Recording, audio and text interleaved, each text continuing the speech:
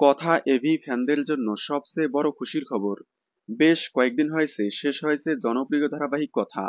ধারাবাহিকে প্রধান ভূমিকায় দেখা গিয়েছিল অভিনেতা সাহেব ভট্টাচার্য এবং অভিনেত্রী সুস্মিতা দেকে।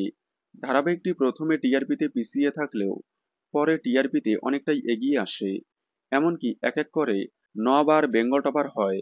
তবে লাস্ট শেষ হওয়ার কয়েক মাস আগে স্লট হারালে আর স্লট দখল করতে না পারায় বন্ধ করে দেওয়া হয়।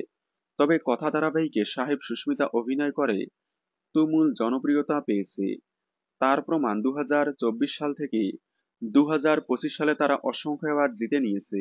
সেরা অ্যাক্টর, অ্যাক্ট্রেস, সেরা জুটি, সেরা ধারাবাহিক সহ অসংখ্য অ্যাওয়ার্ড জিতে নিয়েছেন তারা।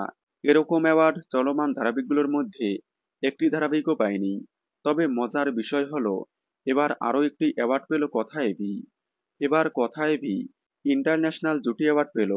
আন্তর্জাতিকভাবে সেরা জুটির অ্যাওয়ার্ড পেল তারা, যে অ্যাওয়ার্ড সচরাচর কাউকে দেওয়া হয় না। লাস্ট বোঝে না সে বোঝে না ধারাবাহিকের জন্য পাখি অরণ্য পেয়েছিল। দীর্ঘ 7 থেকে 8 বছর পর কথা এভি পেল। কথা এভিকে আপনাদের কেমন লাগে?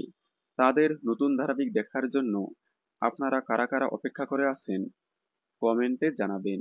বাংলা বিনোদনের এই ধরনের সকল আপডেট সবার আগে পেতে চ্যানেলটি সাবস্ক্রাইব করে পাশে থাকা বেল আইকনটি বাজিয়ে দিন।